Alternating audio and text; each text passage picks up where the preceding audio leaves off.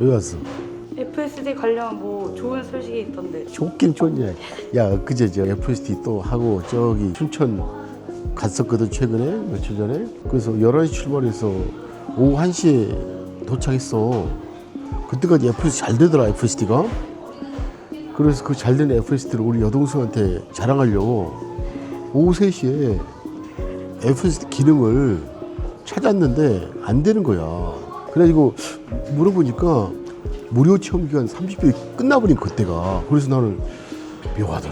오후 1시까지 했으면 오후 2시도 돼야 되는 거 아니야? 했던 말로 테슬라는 FS 30일 무료 체험 시작점이 뭐 자정 그게 아니고 몇 분 몇 초 그로부터 30분 후에 몇 분 몇 초에 끝나는 것 같아. 그래가지고 할 수 없이 그날 자랑도 못하고 올 때 내가 수동으로 하는 바람에 너무 피곤한 거야. 와, 그래서 이거 한번 이 중독성 물질이구나. 그 사실 서비스나 상품도 중독성 물질인지 비가역적 서비스 또는 불가역적 서비스인지를 물어보면서 늘 생각하잖아. 그래서 어제 그제 구매를 했어. 구매를 하셨어요? 그래서 큰 돈 쓰셨네. 얼마? 아니 근데 이 사람아 주준데 당연히 써야지. 아니 하루 근데 안 됐다고 몇 시간 만에 구독을 못 구매를? 참겠더라니까. 구매를 그래요? 얼마였지? 구매를 잠깐만 쓸라. 자, 요거는 업그레이드. 셀프 드라이빙 구독이지? 오 구독. 요거는 요거다. 자, 요거 2022 2월 1일부터 이제 시작점이야. 자, 가면 야 얼마냐 이렇게 얼마냐? 내 지갑으로부터 돈이 출발한 거야. 지갑으로부터 904만 3천 원이 출발했네. 그래서 내가 사실 이게 나의 지갑이지만은 내가 항상 주가를 보지 말고 여러분의 지갑을 보라 늘 하잖아. 내 지갑을 출발했어. 그럼 거기서 매출일 거야. 무슨 매출? 서비스 매출. 그리고 그게 이익이 될 것이고 이익이 가치를 만들 것이고 가치가 주가를 만들 것이다 라는 점에서 2026년에 테슬라는 아마도 2013년에 스마트폰의 애플 기준으로 스마트폰 파는 회사에서 서비스 매출을 한 20% 정도 옮기면서 가격적으로 엄청난 상승했던 시작점이 아마도 2013년이야. 서비스 매출 20%를 넣으면서 아마도 내 지갑으로부터 서비스를 발생시킨 기로 미뤄봐서 금년에 테슬라의 서비스 매출이 괄목하게 나타나지 않을까. 그걸 주목하면서 매 분기마다 아마도 서비스 매출의 그 비율, 총 매출 중에 사실 서비스 매출이 그 마진이 세거든. 매출 총이익률 그리고 이제 그 세미트럭 부분의 실적을 보면 좋지 않겠느냐라는 점에서 오늘은 내가 진짜 샀으니까 그 테슬라를 왜 좋아하는지 기승전 테슬라라고 얘기하지. 근데 기승전이 어떤 논리를 갖고 있는지를 상식적으로 얘기를 해보면 어떻겠느냐. 그래서 기승전결 테슬라를 온리원 또는 AI 파괴자 또는 AI 시대의 종결자로 만드는 세 가지 힘. 기로서의 전기에너지, 승으로서의 데이터 영역, 그리고 전으로서의 컴퓨팅 파워의 문제. 이를 이렇게 정제되지 않는 나의 생각, 날 것들 관점에서 이번 영상을 한번 찍어볼까?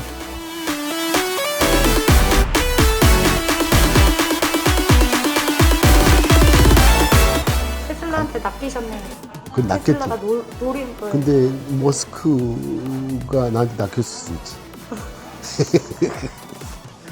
근데 진짜 궁금한 게 많아요. 테슬라를 왜 AI 데이터의 종결자라고 할까? 그런 부분은 앞으로 뭐 짧은 시간이 안 되고 AI 3대 생산 요소인 게 있잖아. 전기, 에너지, 데이터, 컴퓨팅 파워거든. 이 세 가지가 없으면 AI가 안 되는 거야. 세 가지 중 하나만 안 돼도. 근데 어떤 회사는 하나도 없고 어떤 회사는 그 중에 하나만 지배하고 있는데 내가 봐서는 테슬라만이 온전히 세계를 동시에 모든 것을 관통해서 지배하고 있는. 그래서 결로서 테슬라를 온리원 AI 시대의 파괴자, AI 시대 종결자로 이제 나는 생각하지. 그래서 AI 시대가 어쩔 수 없는 돌이킬 수 없는 세상이고 이렇게 돌이켰으면 세상을 만든 것은 3대 생산 요소의 등장이고 세계 생산 요소가 여러 말하자면 이 부분에 있어서의 테슬라의 강점, 테슬라의 DNA, 테슬라가 어떻게 관통하고 있는지를 얘기해 보면 큰 그림 측면에서 뭔가 보이지 않겠느냐라고 생각하는 거지. 기대됩니다. 큰 기대를 접으시고. 오늘 그래도 부족했으니까 손 안 빼고 구매, 할 수 있게 구매했다니까. 이 사람은 구매했다니까. 큰 손 다시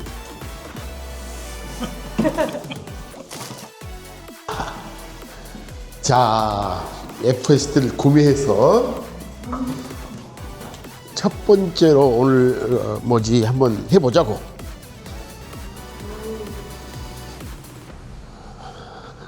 루루루루루루루루루루루 루루루루루루 루루루루루루 루루루루루루루루루루루 루루루루루루루루루 우리 그 빌딩 계단 뭐지 그 주차장 출입구가 뭐 좁은 동선인데 이것도 FST가 잘 스스로 알아서 나가더라고. 근데 오늘은 또 혹시 몰라서 수동으로 1층까지는 가보지.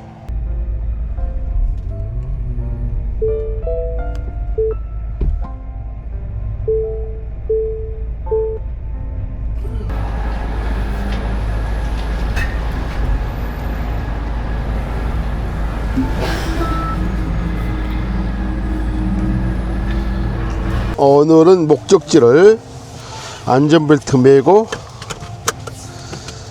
목적지를 영흥도 화력발전단지.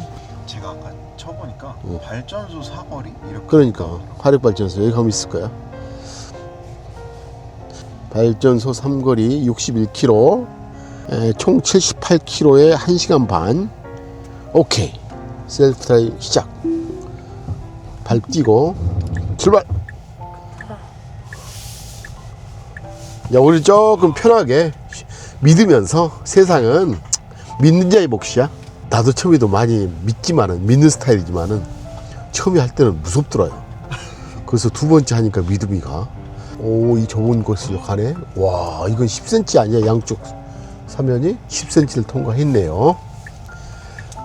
그래서 늘 내가 이제 믿음의 확실의 4단계라고 얘기하잖아. 처음에는 불신을 하다가, 그 다음에 의심을 하다가, 그 다음에 관심으로 갔다가, 그 다음에 결국은 사람들은 믿기 시작한다. 이제 확신으로 간다.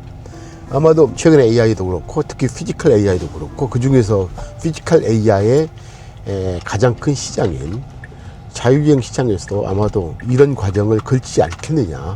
나는 해보니까 거의 확신의 전 단계. 바로 다른 사람들은 아마도 그 관심과 어쨌든 그 의심 사이에 있을 수도 있겠지. 각자 다 스테이지가 다르니까. 오늘은 믿음의 단계인 FST를 가지고, 또 엊그제 내가 샀잖아.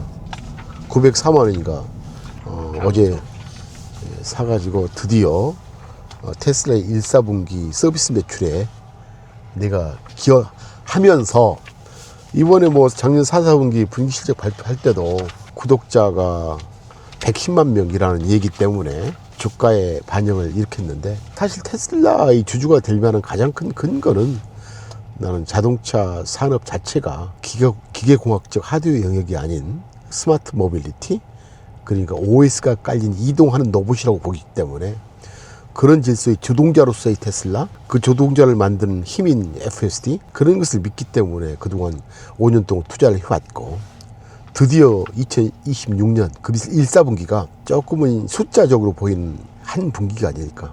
나의 지갑의 열림도 그 숫자에 찍히겠지만, 나는 1, 4분기가 주목할 만한 이유가, 일단 FSD에 대한 완성도가 굉장히 좋아졌고, 두 번째는 그 좋아짐을 기초로 미국에서도 1월 8일까지 작년 4, 4분기 FSD 시범 체험이 있었거든. 시범. 금년 1월 8일 날 끝났어. 시범 체험 기간이. 나도 이제 한국에서 1월 30일 날 끝났듯이. 그래서 내가 샀잖아. 이틀 후에 못 참아서. 지금부터 금년 에서 미국에서도 110만 명 플러스 알파의 구독 매출이 생성되기 시작하지 않을까 라고 생각하면서 테슬라의 실적은 두 가지에서 확인해라. 기존 하드웨어 영역인 두 가지, 자동차 차량 판매 대수 앤드 메가팩 말고 새로운 보이는 실적으로서 세미트럭 부분하고 하나는 그 서비스 부분 매출로서 FSD, 로보택시 그런 부분에서 한번 주목할 만한 사건이 발생되지 않겠느냐. 어쨌든 그러면서 오늘 얘기는 요즘 뭐 눈만 뜨면 난리더라. 사스 기업의 몰락. 난 오래전부터 작년 4월 19일인가 저 미국의 미중 무역 전쟁이 있으면서 엄청난 주가를 폭락했을 때 내가 편지를 썼을 거야. 그 편지의 내용이 곧 사라질 이러한 복합판의 게임에서 빨리 벗어나. 우리 구도는 예측 가능한 영역, 바로 금리나 영역과 AI 시대에 대비해야 된다. 그래서 AI 시대가 생성형 AI와 피지컬 AI, 그리고 그 시대가 되게 되면 AI 파괴자와 AI 시대의 소멸자가 있을 것이다 라는 얘기를 작년 4월 19일 날 편지를 써서 했네. 아마도 그 내용이 최근 보면은 주가에 많이 나타나고 있는 것 같아. 앞으로 엄청 나타날 거야. 모든 기업은 두 가지 같아. 하나는 AI 파괴자로서의 동행자가 되느냐, 그러니까 기회를 얻는 자인가, 아니면 그 파괴자한테 당하는 기업인가. 그런 점에서 최근 사스 기업, 사스가 소프트웨어 애저 서비스지, 서비스로서의 소프트웨어, 그걸 공급하는 수많은 회사가 주가가 지금 폭락하고 있거든. 사실 가치는 있었죠. 하지만은 이렇게 AI가 엄청난 파괴자로서 등장하기 시작했고, 현실적으로 투자자가 반응하고 있는 것 같아. 독일의 엄청난 소프트웨어 기업인 SAP, 세비지, 그리고 서비스 나우, 뭐 페이팔, 뭐 어도비, 뭐 우리가 익히 알고 있는 엄청난 구독 매출의 그 소프트웨어 기업들이 AI의 파괴자한테 당하는 국면을 지금 보이기 시작하고, 이것은 시작이 아닐까. 그래서 여러분이 주식을 살 때, 기업을 살 때는 이 기업이 AI 시대의 파괴자일지 아니면 AI 시대의 파괴자한테 당할지, 이런 두 가지의 극단적인 가정 속에서 주주가 될지 결정하면 좋겠다는 생각을 해봐요. 이런 속에서 아마도 테슬라란 이 기업은 AI 시대의 파괴자인가? 아니면 AI 시대의 이 파괴를 당할 위치에 있는 기업인가라는 관점에서 나는 무조건 나는 확신을 갖고 있는데, 아마도 AI 시대의 파괴자의 온리 원이 되지 않겠지 생각을 해. 그래서 그런 주제를 통해서 오늘 한번 얘기를, 나의 그동안 생각들을 한번 얘기를 해보고 싶어.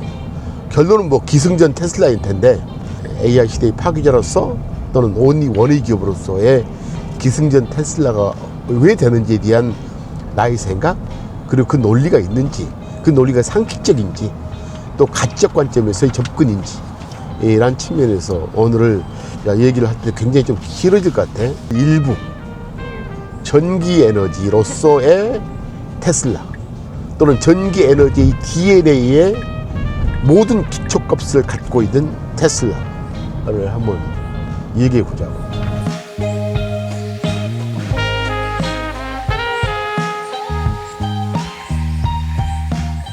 사실 나는 그래, 옛날에 이제 테슬라 자동차 판매 안 된다 할 때 애널리스트들이 자동차 판매에 주목할 때 왜 그걸 주목해야 되지라고 생각하면서, 나는 그 테슬라라는 회사의 자동차는 데이터 수집기에 불과하다.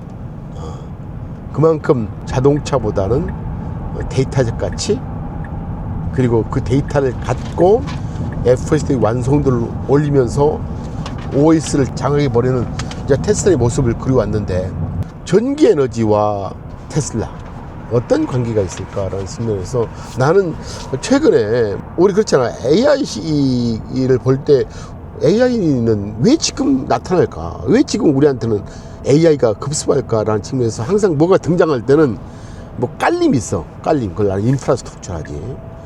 AI의 깔림은 뭐냐? 세 가지가 깔려야 된다. 첫째, 전기 에너지가 일반화되어 있어야 돼. 일반화. 전기 에너지가 일반화되지 않는, 연탄을 떼는 시기, 고체 연료로서 연탄을 떼는 시기면 전기 에너지가 일반화되지 않는, 연탄을 떼는 시기면 전기 에너지가 일반화되지 않는, 연탄을 떼는 시기면 전기 에너지가 일반화되지 않는, 연탄을 떼는 시기면 전기 에너지가 일반화되지 않는, AI는 존재하지 않아. 두 번째, 액체 에너지로서 기름과 원유, 석유가 등유, 그런 액체 에너지가 우리 차에 실 때는 AI가 안 된다. 로봇한테 액체, 등유 달고 휘발유 달고 사실 로봇이 가동되기 힘들거든. 세 번째는 기체, LPG, LNG를 달고 로봇과 자율주행은 존재하지 않아. 그런데 고체, 석탄, 연탄으로서의 고체 에너지와 그 뒤를 이은 휘발유, 등유, 경유, 이런 것들 액체 에너지 이후에 나타났던 LNG, LPG 된 기체 에너지를 다 한꺼번에 없애버린 게 사실 전기 에너지거든. 그래서 인공지능의 하나의 중요한 인프라인 전기 에너지가 우리 앞에 기축 에너지, 표준 에너지로 등장했다. 그러기에 AI는 존재할 근거 하나가 생긴 거야.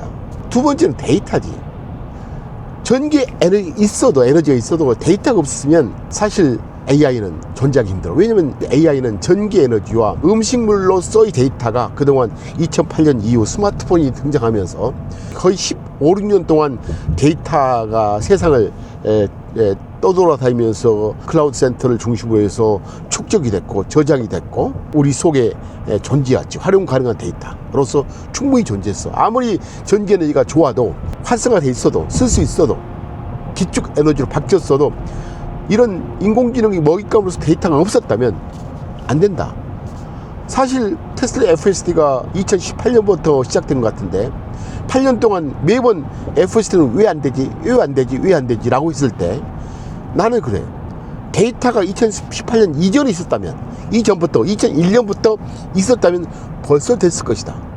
2018년부터 지금까지 70억 마일의 데이터를 쌓았기 때문에 FSD 가능하다. 그만큼 데이터는 두 번째 요소로서 굉장히 중요한 거고, 이제 세 번째는 이제 컴퓨팅 파워지. 아무리 데이터가 많아도 그걸 학습하고 학습된 기초값으로서 추론을 못하면 사실은 데이터는 무용지물이야. 그런 점에서 왜 이 시대에 우리는 AI를 주목해야 되는가? 왜 AI가 세상의 핵심으로 등장하는 것은 이 세 가지 인프라의 등장 때문이라고 보지. 그 속에서 첫 번째, 전기 에너지라는 인프라 측면에서 테슬라는 어떤 DNA를 갖고 있는지 그 부분에서 한번 얘기를 해보자고.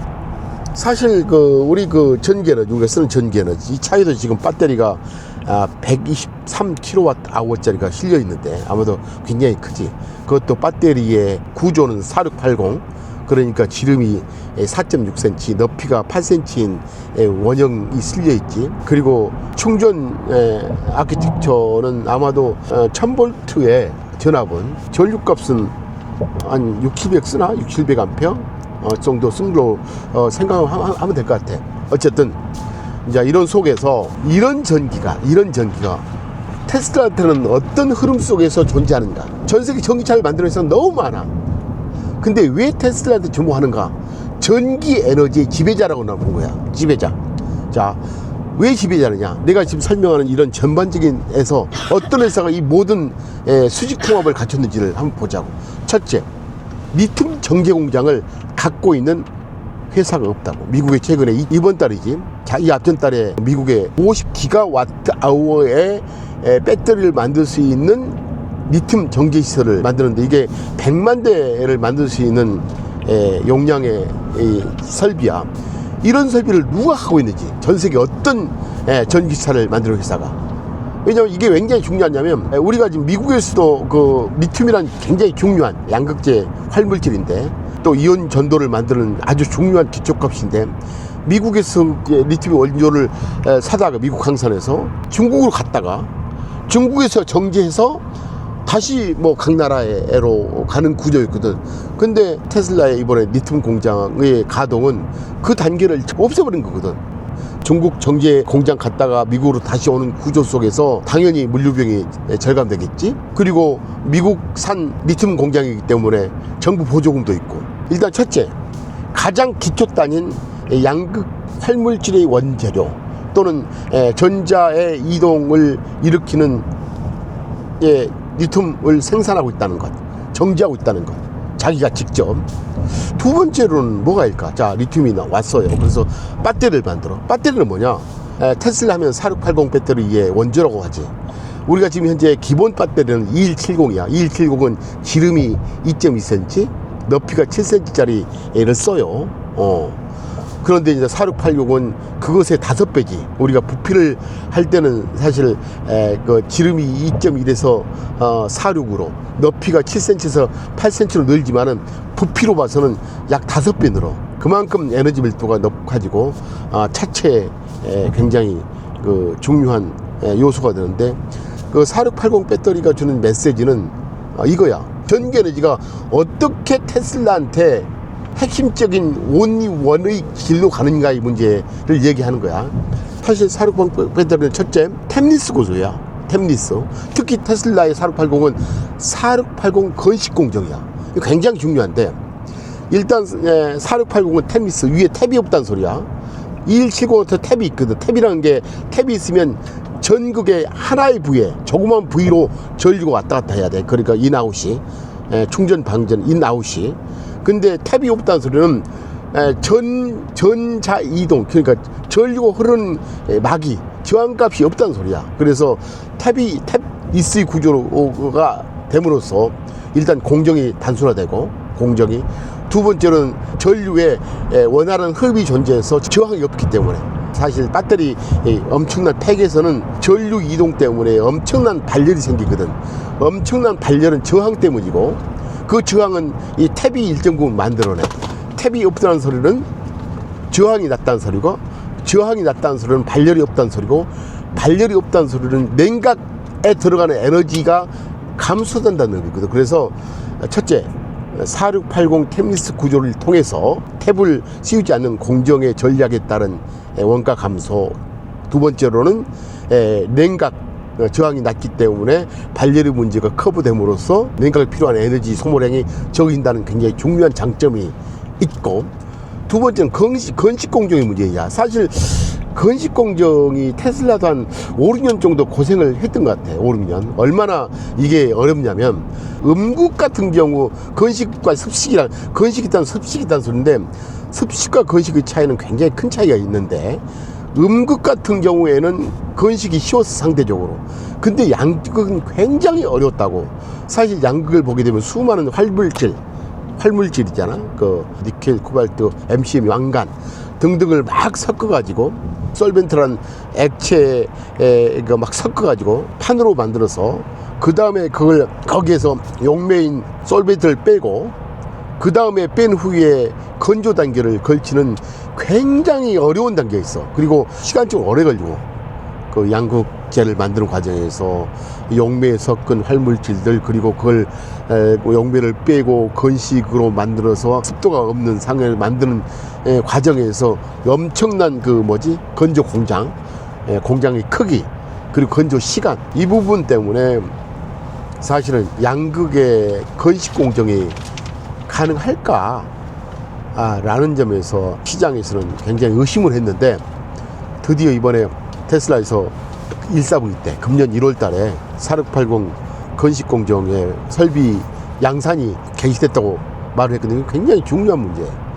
그래서 이런 점에서는 전 세계 어떤 나라, 어떤 기업도, 배터리 전문 기업도 할 수 없는 영역을 테슬라 자체적으로 해냈다. 세 번째로는 4680 배터리를 함으로써 C2C라 하지, 셀 투 샤시. 그러니까 2170하고 4680은 사이즈가 다르잖아. 그래서 4680 사이즈가 좀 크지. 이 자체로서 끼워 놓으면 셀이 있으면 모듈이 있고, 모듈이 있으면 팩으로 만들고, 팩으로 만드는 게 결국은 그 샤시 차에 실리는 건데, 모듈을 만들어서 팩으로 만들 때 구조재가 필요 없는 거야. 그만큼 그 배터리 실릴 공간이 많아지고, 구조재를 위한 재료도 안 쓰고, 이 모든 점에서 템리스의 문제, 템리스화의 문제, 두 번째 건식 공정의 문제, 세 번째 그 C2C, 그러니까 셀 투 샤시의 문제, 이 세 가지가 다른 회사 다른 배터리가 갖지 못하는, 또 다른 전기 회사 갖지 못하는, 다른 배터리 제조사 갖지 못하는 엄청난 원가 경쟁력이다 라는 생각이 들고, 세 번째는 바로 그거지. 아마도 이 차도 4680 배터리 같은데, 아마도 이 배터리는 4680이어도 4680 템리스 습식 공정을 통해서 나온 배터리일 거야, 아마도. 이번에 1월 달에 그 4680 건식 공정의 배터리가 완성됐다는 의미는 앞으로 나올 수많은 사이버 트럭, 앞으로 나올 수많은 세미 트럭, 앞으로 나올 수많은 그 특수 차량에는 일단 굉장히 중요한 공정 개선을 통한 시장 침투가 가능하겠다라는 생각이 들고, 세 번째로 이제 그 리튬을 만들고, 그 다음에 그 4680 건식 배터리를 만들고, 그 다음에 그걸 가지고 우리는 메가팩을 만들잖아. 사실 메가팩은 알다시피 그 재생에너지에 대한 가변적 재생에너지를 담는 그릇으로서 이제 앞으로 일단 재생에너지가 많이 있을수록 ESS는 필요하니까. 근데 재생에너지 최근에 5년 동안의 변화율은 괄목할 만해.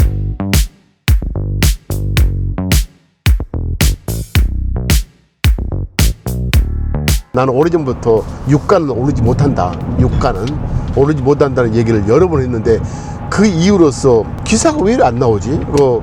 나는 유가가 오르지 못할 이유는 재생에너지의 설비 능력이 최근에 너무너무 많이 늘었다. 재생에너지 설비 능력이 지금 체계를 보니까 각 나라마다 다르지만 전 세계적으로 풍력하고 수력하고 창광, 이 3대 원자력까지 포함해도 되는데, 원자력 뺀 순수 재생에너지, 그 수력, 풍력, 창광의 전 세계 에너지 분담률이 거의 20% 육박했어. 이 의미는 뭐냐면 20% 정도까지 원유가 에너지 부담에서 빠졌다는 소리야. 아마도 그런 데이터 값으로 하면 충분히 유가의 하락은 예견 가능하거든. 나는 앞으로 유가는 뜨지 못할 것이다. 왜? 유가의 역할이 서서히 재생에너지한테 역할을 넘겨주고 있다 라고 세상은 봐야 되고, 특히 재생에너지 캐파가 늘고 있고 여전히 앞으로 늘 것이고, 또 하나는 설령 재생에너지 캐파가 앞으로 늘지 않는다 하더라도 재생에너지 캐파 속에서 상당 부분은 ESS 에너지 저장 장치 없어서 만약에 과잉 생산됐을 때 태양이 많이 있었을 때는 그 태양광이, 그리고 바람이 많이 불 때는 적정 바람이지, 불 때는 풍력의 에너지 생산이 많아서 그 전력을 버렸는데, 만약 ESS가 일반적으로 많이 테슬라의 메가팩 같은 ESS가 많이 팔린다면 현재의 재생에너지 설비 능력에 대한 가동률, 실제로 시장에 침투되는 에너지 부담률은 그 자체로서도 오르게 되고, 이렇게 되면 석유, 원유에 대한 에너지 분담률은 떨어질 것이고, 그렇게 되면 결국은 유가는 하락 기조로 가겠다는 게 나의 기본적인 생각이지. 어쨌든 자, 그런 점에서 4680 얘기까지 했고, 그리고 여기서 나온 배터리, 테슬라가 메가팩을 만들 때 4680 배터리로는 할 필요 없지. 메가팩 같은 ESS는 특성값이 에너지 밀도는 낮고, 두 번째로는 대신 폭발력이 없고, 그 부피가 커도 되니까 LFP를 많이 쓰지. 그래서 그 시장에 대한 또 1등이잖아. 또 그리고 ESS가 왜 또 중요하냐면 재생에너지에 대한 저장 능력도 중요하지만, 앞으로 데이터 센터에 필요한 전력이, 사실 AI 센터는 전력을 먹는 하마라고 얘기하거든. 데이터 학습을 시킬 때, 추론을 할 때 전력도 필요하지만, 전력이 인풋으로 들어가게 되면 아웃풋으로 뭐가 나와? 학습의 결과 또는 모델이 나오고, 또 하나는 뭐를 뱉어내? 열을 뱉어내. 열을 뱉어낼 때 그 열에 대한 냉각에 필요한 에너지가 필요하잖아. 그래서 AI 센터는 입력할 때는 연산을 위한 전력이 필요하고, 끝날 때는 아웃풋으로 발열을 통제하는 냉각제로서 에너지가 필요하기 때문에 전기를 먹는 하마라고 얘기해. 두 번째로는 AI 전기는 단 1초라도 전력이 끊기면 안 돼. 전력이. 그래서 아무래도 보안 전력으로서 그리드망, 우리 전력망이지, 전력망에서 끌어당기는 전력 엔드 온사이트, 그 AI 센터 옆에 온사이트, 사이트 옆에 보조 전력이 있어야 돼.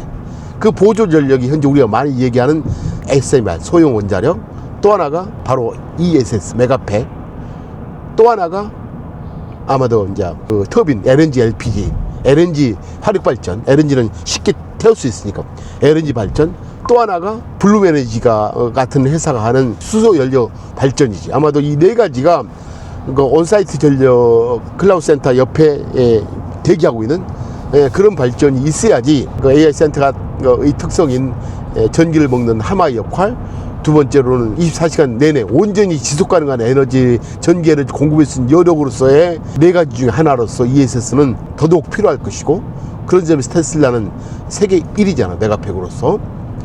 오늘은 전기 에너지 문제야. 어떻게 테슬라가 기승전 테슬라일지, 그 첫 번째 전기 에너지에 대한 DNA를, 그리고 종결자로서 어떤 스킴을 갖고 있는지, 첫째가 리튬 정제, 두 번째는 4680, 세 번째는 메가팩 ESS, 네 번째로는 우리 차에는 현재 그 전기가 다 들어가. 뭐 도어를 올리고 내리고, 윈도브레시 액을 뿌리고, 전등을 켜고, 좌석을 세팅하고 하는 모든 게 전기야, 모터야, 모든 게. 그래서 이러한 차에서 필요한 모든 전기 공급은 전류값과 전압값이 있어요. 근데 기존 모든 아키텍처는 1950년대 이후에 아마도 12V 기초값이 깔려 있어. 전압이 12V를 쓴다고. 그러면 12V에 맞도록 암페어가 설정되고, 전류가, 그러면 파워가 나오지. 전류 곱하기 전압이 파워니까. 근데 거기에 맞도록 전선 두께가 결정이 되고, 전선 두께에 걸맞게 선의 길이가 나오고, 그렇게 하는 게 이제 자동차 내에 있는 배선 시스템이거든. 근데 테슬라는 이제 이번에 사이버 트럭부터 48V 아키텍처를 표준으로 바꿨어. 다른 테슬라 모델은 또 여전히 12V지만은 지금 내가 타고 있는 사이버 트럭은 48V라고. 이것은 혁명이야.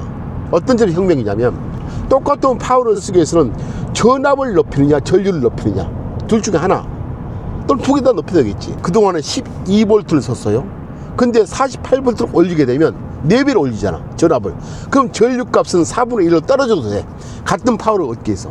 전류값이 4분의 1로 떨어지면 전류는 저항을 항상 만들어내요. 저항, 열을 만들어내, 여항. 근데 전류가 전압을 4배 올리면서 전류가 4분의 1 떨어지니까 저항이 낮아지고, 그리고 똑같은 전선 두께가 아닌 전선 두께조차도 4분의 1로 떨어져야 돼. 전선 두께조차도 4분의 1 떨어지면 구리가 4분의 1밖에 안 들어, 구리 값이. 근데 나는 2008년도 이후에 거의 10년 동안 중국의 엄청난 투자 지향형 경제 속에서 사실 브릭스라는 나라가 태어났잖아. 그런 나라들이 철강, 뭐 그런 원자재가 많이 올랐던 시대가 2008년부터 2011년까지 있었어. 그때는 공장에 라디오적 장치 만드는 것에서 쇠가 중요하니까 쇠가 왔는데, 2018년부터 미래의 모든 커머디티 중심에는 나는 구리가 있을 것이다. 왜냐하면 우리가 쓰던 전기 에너지가 고체, 액체, 기체에서 단일 에너지, 표준 에너지, 기축 에너지인 전기 에너지로 흡수당할 것이고, 전기 에너지를 옮기는 것은 구리가 기본 자재다 라는 생각하면서, 구리가 2018년 이후에 사실 가장 중요한 커머디티라고 얘기했고, 그것에 투자해야 한다고 얘기했고, 최근에 보니까 구리만 많이 떴더라고. 그런 점에서 그 비싼 구리를 70%, 80% 없어지는 거야. 안 써도 돼. 48V가 되게 되면. 자, 48V 아키텍처는 그만큼 중요해. 그리고 전선 길이가 기존 현재 12V 같은 경우를 쓰는 전기차의 경우는 전선 길이가 10km가 넘어. 전선 길이를 펼쳐보면. 근데 48V를 씀으로써 수백 메트로 줄어. 전선 길이 줄지, 전선 두께 줄지. 그 다음에 전선 두께 준 것에 통신선을 같이 맞물리면은 통신선이 꼭 필요하거든. 자, 그래서 48V 아키텍처는 너무 중요한 혁신이야, 주동자. 그래서 자, 48V가 가장 단순한 얘기지만 구리값이 4분의 3이 세이브되고, 차 내에 배선된 전선의 길이가 수십 킬로에서 뭐 100분의 1로 줄어들고, 그렇게 줄어들면 뭐가 가능하느냐? 테슬라가 언박스드 프로세싱으로 자동차를 만든다. 이번에 모델 2부터 사이버 캡부터. 그건 뭐냐면 6가지 조각으로 맞춰서 6가지 배선을 한 후에 붙여버린 거야. 지금 컨베이드 시스템에서 쑥 가지. 근데 48V 아키텍처를 씀으로써 전선 길이가 수백 미터에 불과해. 근데 그걸 안 쓰면 수십 킬로야. 자, 수십 킬로의 배선을 6가지 그 판넬 구조에 넣어가지고 붙일 수가 없어. 복잡하니까. 근데 수백 미터로 줄어든 배선으로서 통신 케이블하고 전선 케이블, 수백 미터에 불과한 전선 케이블이 존재하니까 언박스드 프로세싱이 가능하다고. 그러니까 설령 다른 회사가 테슬라의 방식 언박스 프로세싱으로 자동차를 5초, 뭐 3초 내에 하나 만든대 라고 하면서 막 열광을 하면서 자기가 공장에 가서 카피를 해와도 그런 방법을 배워도 그런 공장 설비를 해도 48V 아키텍처를 안 하면은 전선 길이 때문에 구조적으로 안 되는 거예요. 구조적으로. 그러니까 얼마나 그게 중요한지. 그러면 이렇게 이야기지. 다른 회사도 48V 그것 하고 언박스 프로세싱으로 차를 만들면 되지 않겠느냐. 그렇게 생산이 높다면은. 근데 그게 힘드는 게 다른 회사도 48V 아키텍처를 쓰기를 바라지. 다 이해를 해. 나도 하고 싶다. 그런데 현대차 어느 회사가 48V 아키텍처를 할 때는 이 자동차를 만든 수많은 부품 회사가 한 2, 3만 개가 있어. 2, 3만 개. 2, 3만 개의 부품이 다 바뀌어야 돼. 전류값이 필요 없는 것은 안 바뀌어야 되지만 전기화가 된 모든 부품 회사는 12V에서 48V 만들어주세요. 동시에. 그 중에서 하나도 나 안 할게요. 그러면 안 되는 거야. 그래서 기존 전기차 회사 또는 기존 내연기관차 회사가 48V를 하게 되면 구리값을 4분의 3을 줄인다. 뭐 전선을 100분의 1로 줄인다. 그리고 언박스 프로세싱을 해서 생산성을 높일 수 있다는 것을 다 동의함에도 불구하고 하지 못하는 이유는 현재 자기의 그 공급망에 48V를 한다고 했을 경우 따라올 회사가 없으면 안 되는 거라. 구조적으로. 그래서 이게 혁명이지 사실은. 그래서 모듈, 그 다음에 4680 배터리, 건식 공정의 배터리 그리고 ESS 메가패, 그리고 네 번째는 이제 48V 그 아키텍처의 문제가 얼마나 이 네 가지 다가 기본적인 뭐냐? 전기 DNA의 완결자라고 봐도 되고, 이 완결자는 결국은 뭐야? 전기차 가격을 떨어뜨리는 요소가 돼. 중국이 지금 잘 만들고 있지. 하지만 진짜 전기차 시대에서는 테슬라가 가격 제끼면서 도전을 못할 것이다 라고 생각해. 그 다음에 이제 이렇게 됐어. 차 내의 문제야. 자, 차에 실리는 리튬과 차에 실리는 배터리, 그리고 우리 48V 아키텍처. 그 다음에 차징 시스템이야.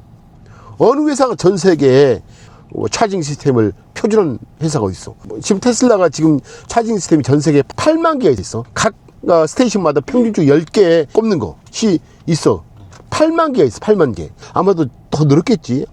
그게 현재 테슬라의 그 서비스 매출을 조금은 견인하고 있지. 난 미래는 더 할 거로 보는데, 그러한 충전 시스템이 그 표준을 장하고 어쩌면 에너지 유통회사지.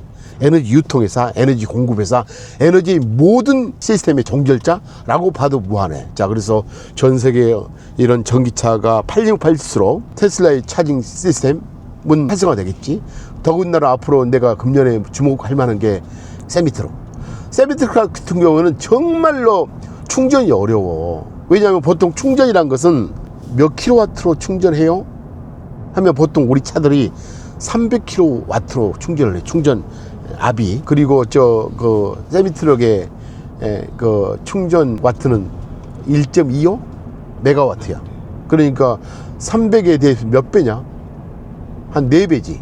4배만큼 전류를 뿌려야 돼. 그럼 뭐야? 충전 시간을 줄이는 것은, 왜냐면 세미트럭 같은 경우는 충전 시간 자체가 돈이거든. 트럭은 돌아다녀야 될 거 아니야. 24시간 운전해야 될 거 아니야. 세미트럭 같은 경우도 그런 효율성, 그러니까 24시간 중에 약 21시간, 22시간을 운행하기 위해서는 일단 세미트럭은 파워가 있어야 되고, 파워가 있기 위해서 에너지 용량, 배터리 용량이 1000kWh가 실려야 되고, 1000kWh가 실리면 동시에 충전이 30분 내지 40분 내에 해결이 돼야 돼. 그러면 30분 내지 40분 내에 충전을 완료시키기 위해서는 충전 전력 규격이 보통 1메가와트 정도는 넣어야지 1시간이라고. 1메가와트 넣어야지. 그러면 1메가와트의 전력을 넣는다는 게 얼마나 힘든 일이니. 왜냐하면 전류값이 늘면 늘수록 전압의 크기는 거의 1000V. 그러면 이제 나머지 부분으로 전류값을 통해서 전력을 이제 넣는 구조인데, 전류는 무한대로 못 늘려. 전압값도 1000이 거의 맥스 왔다면. 그런데 우리가 이제 세미트럭 1000kWh, 900kWh의 이게 배터리 용량을 1시간 내에 또는 40분 내에 집어넣으려면 현재 테슬라에서는 발표하기를 1.25 메가와트로 충전을 한다는데 그 경우에는 엄청난 저항을 유발하는 전류를 집어넣어야 돼. 그러면 어떻게 된다고? 높은 저항 때문에 이 전선 케이블이 발열 때문에 타버려. 잡을 수가 없어. 발열 때문에. 이게 엄청 어려운 거야. 그래서 우리가 회사에 있는 충전 케이블 있잖아. 그게 250내 300도 그 케이블 두껍지. 케이블 두꺼운 곳에 냉각제가 흐르고 있을 거야. 근데 세미트론용 1.25 메가와트급의 충전 이 케이블에는 엄청난 이 냉각제가 순환되고 있어. 순환. 그냥 있는 게 아니야. 순환이 어디서 든다고? 충전 기계로부터 냉각제가 순환이 돼야 돼. 그래야지 열을 통제를 해. 우리가 손을 잡고 충전을 할 수 있지. 그래서 순환시켜서 뭐야? 배터리 충전 기계 안에 순환 펌프가 있어. 꼽자마자 그게 돌기 시작한다고.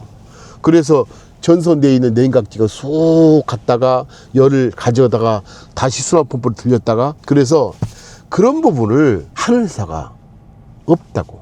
그 다시 얘기하면, 자, 리튬 정제, 그리고 4680 ESS, 그 48 아키텍처, 그리고 1.2 메가와트짜리의 고전류 충전 인프라는 테슬라밖에 없지. 이런 것과 함께 이 모두를 통제하는, 배터리를 통제하는 배터리 매니지먼트 시스템, BMS 시스템이라지.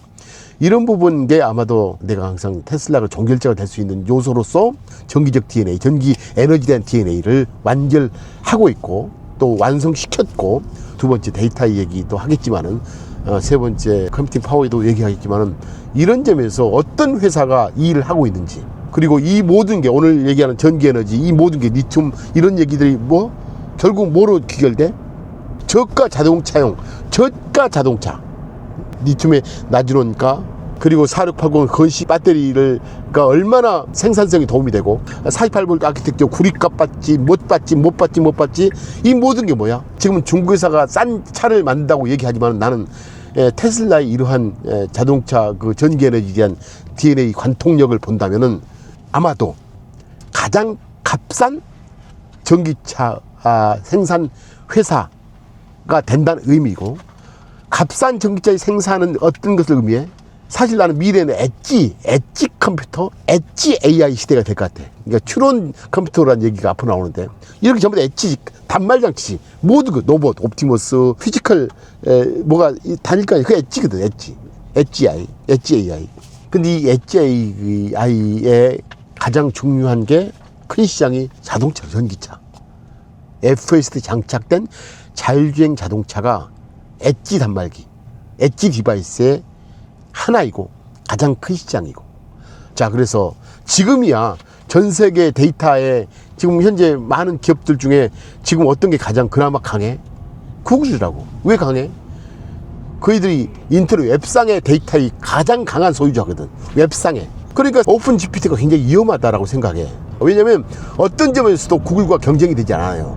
그 나는 생성 AI 같은 경우 원가 구조를 보게 되면, 생성 AI 기업이 제미나이하고 저 그록이고, 의존형, 인프라 의존형 기업이 나는 저 GPT라고 보는데, 독립형 같은 경우와 의존형 같은 경우는 조금은 비중 차이가 있지만은 보통 50% 고정비야. 초기에 칩 사고, 클라우드 센터 만들고, 그리고 연구개발 인력, 비용.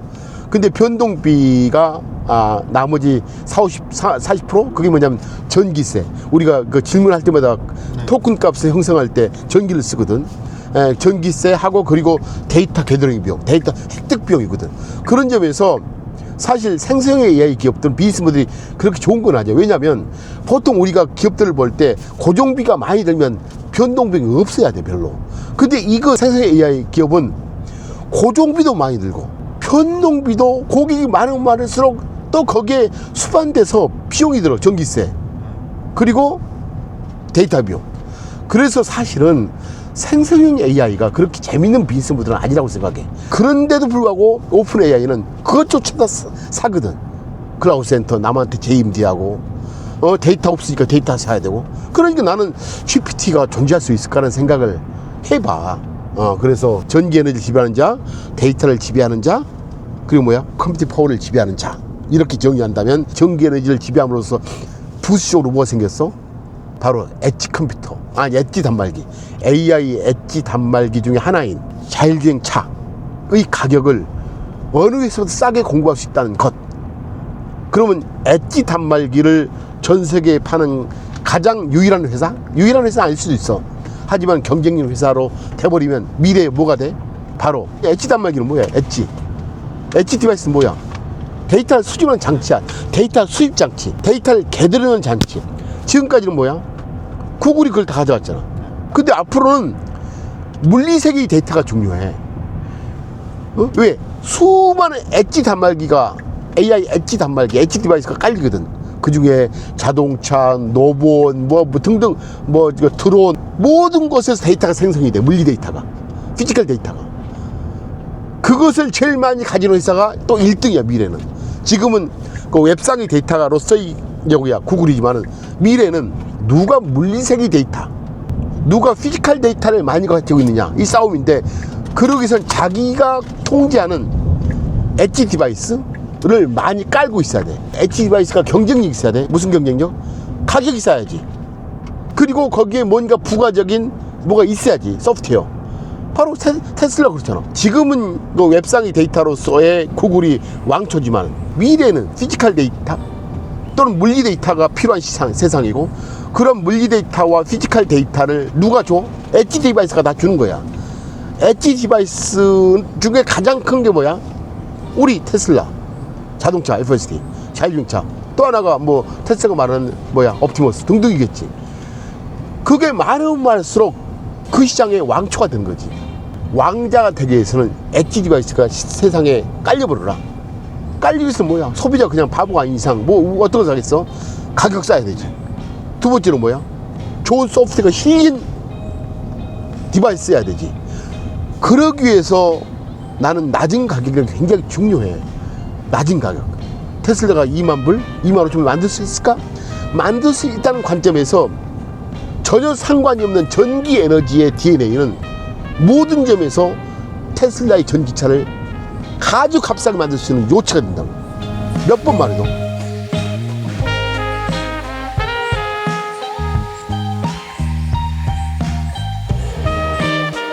지금은 그 웹상의 데이터로서의 구글이 왕초지만 미래는 피지컬 데이터 또는 물리 데이터가 필요한 세상이고, 그런 물리 데이터와 피지컬 데이터를 누가 줘? 엣지 디바이스가 다 주는 거야.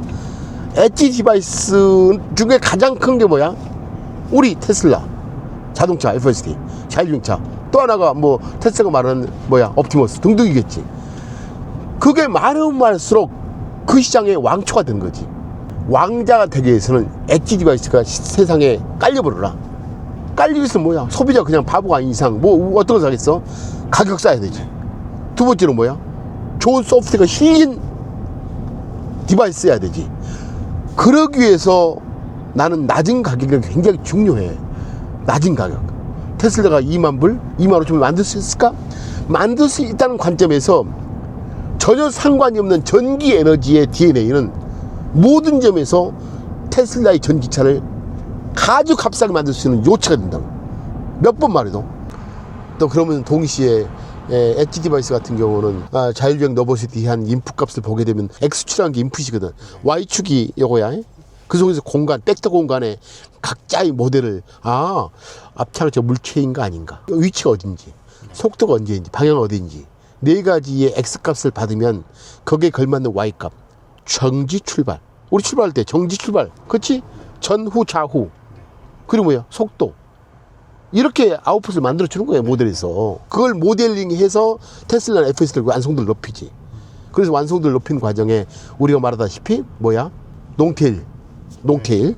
확률적으로 그 전기 부품 같은 경우는 우리가 표준 편차 내에는 뭐 67%인가 8% 들어가고 확률적으로, 투 표준 편차의 면적에서는 92%인가 뭐 들어가고, 3 표준 편차 얘는 중간값을 해서 뭐 97%인가 8% 간다는 전기 부분 논리가 있잖아. 롱테일 아주 극단적으로 많이 가도 커버되지 않는 확률 사건이 일어나는 경우가 롱테일 끝단에 있는 거거든. 아주 희소하고 경미한 확률로 일어나는 사건 사고, 그게 이제 롱테일이고, 사실 롱테일을 지배하는 자가 최근 10년 동안 역사를 지배했어. 아마존이 세상을 지배한 것은 롱테일을 지배했기 때문이야. 아마존 같은 경우가 만약에 서점이다 하면 물리적 공간이 있는 회사는 책이 잘 안 팔린 사건의 경우에 책을 안 놔버리거든. 네. 근데 아마존은 비물리적 공간이기 때문에 안 팔릴 책도, 그리고 확률적으로 1년에 한 권 팔릴 책이란 롱테일 끝단에 있는 것도 거기 넣어놔. 그럼 소비자가 그걸로 가. 그렇죠. 그러면 그 유통시장 먹게 돼 있다고. 네. 쿠팡도 마찬가지야. 쿠팡도 왜 그 사람이 그걸로 가느냐. 롱테일이 끝단에 있는 것을 넣을 수 있는 거야. 일반 편의점은 팔릴 것만 넣잖아. 네. 확률적으로 90% 이내, 70% 이내에서 많이 팔리니까 이것만 갖다 놓읍시다. 네. 하지만은 이 롱테일이라는 것은 끝에 있는 것도 갖다 놔서 소비자 여기로 오도록 만드는 거야. 네. 그게 이제 최근 10년 사이에 롱테일 접근법을 쓴 기업이 그 사람을 지배했어. 마찬가지 자율주행도 롱테일을 지배하는 자가 1등이 되는 거야. 특히 자율주행의 롱테일은 아주 이상한 엣지케이스거든. 네. 그것이 어떤 사고를 내잖아. 그게 그 사고는 데이터 죽음이잖아. 싸움. 네. 그래서 그걸 발견하는 사람이 1등이야. 그렇죠.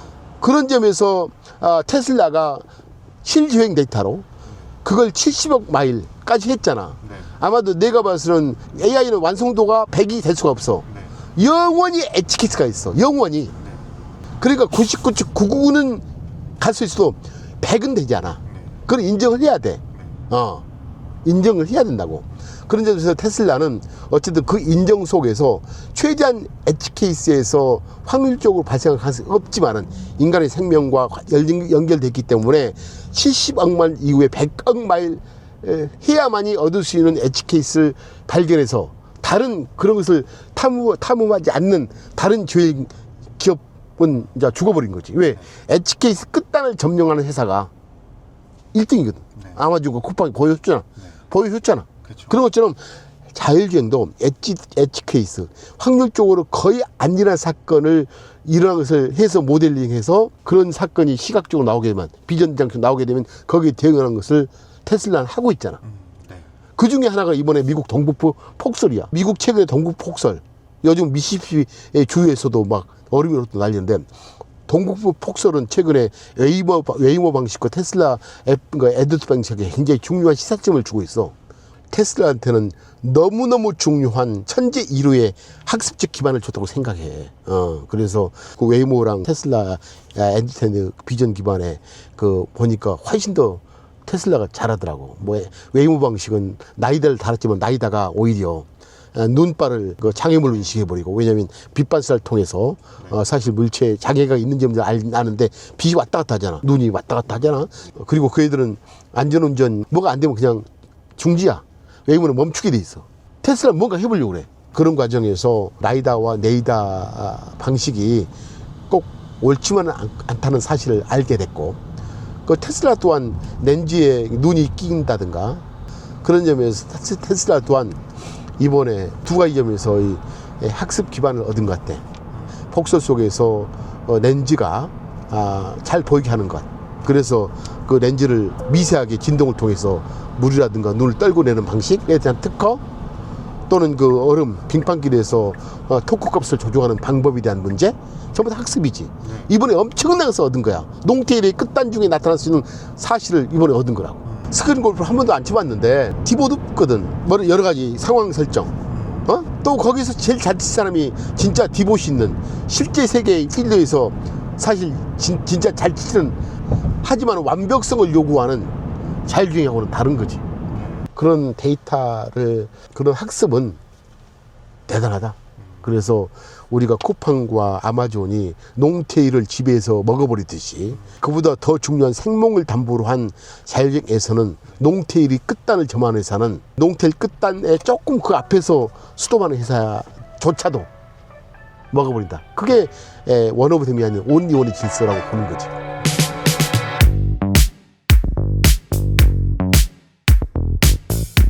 테슬라 제국은 지구상에 물리타는 테슬라 단발장치가 자율주행, 로봇, 옵티머스 등등이 게더링해서 우주에 보내고, 그러면 자기들이 또 트위터 X에 있는 모든 웹상의 데이터 또는 디지털 데이터는 일로 보내고, 내려오면 뭐야? 생성 AI는 뭐 우리 추론으로 답을 하겠지. 그로기, 생성 AI는 그로기 답할 거야. 그로기. 물리 데이터의 그 답은 뭐야? 누군가는 액동이야. 받아서 뭐해? 액션이 될 거 아니야. 물리데이터라는 게 액션 로봇 움직이고 네. 차 움직이는 거잖아. 그건 누가 해? 테슬라잖아. 테슬라. 그래서 엣지 디바이스에 대한 황제로서의 테슬라, 그리고 거기서 들어온 모든 데이터와 엑스의 데이터가 우주에서 작동, 학습과 추론을 하고, 그리고 엣지 디바이스에 대한 행동은 액션, PPA라고 그래. 퍼셉션을 인식, 데이터를 보는 거지, 알고 있는 거. 그리고 퍼포먼스, 그리고 액션, 이렇게 얘기를 할 수도 있는데, 어쨌든 하고 처음과 끝 데이터를 수집하고, 그리고 중간의 영역은 스페이스X하고 요거 미래에 테슬라 합병될지 안 할지 모르겠지만은, 그리고 테슬라에 대한 온 디바이스가 그걸 가지고 작동하는 세상에서 어떤 것도 이의 대항자는 존재하지 않을 것이다. 완성도는 사실 인공지능은 완성이라는 것은 존재하지 않는다. 완성도의 진화만 있을 뿐이라고 생각해. 그래서 많은 사람들은 왜 이거 안 돼? 안 되는 것 자체가 학습이거든. 우리도 그렇잖아. 애기들이 처음부터 태어나자마자 몇 개월, 6개월 되면 다 말하잖아. 말하는 거 아니잖아. 완성도의 진화잖아. AI는 완성은 존재하지 않고 완성도의 진화만이 존재하는데, 진화의 과정을 시키는 것은 바로 실패다. 학습이다. 데이터다. 컴퓨팅 파워다. 이렇게 생각해. 그런 쪽에서 그걸 하는 회사가 사실 테슬라밖에 없잖아. 테슬라 같은 경우가, 테슬라에서는 콜텍스가 있고, 콜텍스, 그리고 저 XA는 콜로서스라는 데이터 센터가 있잖아. 그런 회사가 어디 있어? 그리고 그렇게 그 H100, H200, 그런 GPU를 그렇게 많이 투자하는 회사가 누가 있어? 없잖아. 나는 왜 그렇게 다른 회사하고 그렇게 비교를 원천적으로 안 할까? 누가 데이터 센터에 이용한 GPU를 누가 샀으며, 누가 실제의 데이터를 가지고 학습을 하고 있으며, 누가 완성도를 진화시키는지, 그리고 누가 전기 에너지를 이렇게 내재하는지. 만약에 이런 내재화가 되지 않으면 원가 측면에서 문제가 있지만은, 사실 문제가 있을 때 나는 세상을 온통 문제점 투성이다. 다만 진정한 문제는 뭐라고? 솔루션이 없는 게 문제야. 나는 그렇게 생각해.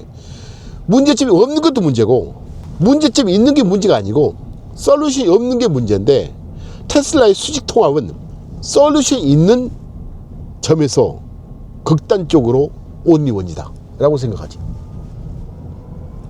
생각하면 할수록, 나는 상식적으로 생각하는데, 생각하면 할수록 테슬라라는 회사는 진짜 내 삶에 있어서 가장 흥분을 주는 회사, 또 인류한테 흥분을 주는 회사, 인류를 떠나서 모든 생태계, 우주 생태계에 흥분을 주는 그런 회사로 보여요.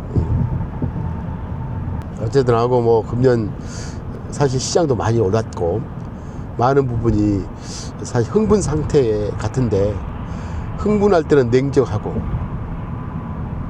공포스러울 때는 다가서자는 게 저희 투자 논리인데, 지금 상황에서는 흥분 시장 같아요.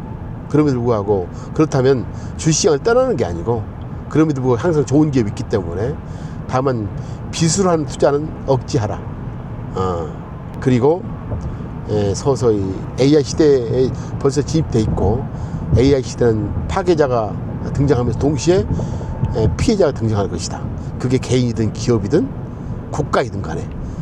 그 중에서 우리 투자자들은, 구독자 여러분들은 그 중에서 AI가 주는 파괴자의 영역, 파괴자의 대열, 능동자의 대열 속에서 함께하면 좋겠다는 생각하면서, 늘 어떤 기업을 볼 때, 어떤 직업을 볼 때, 이게 AI 시대의 기회를 찾을 기업인가?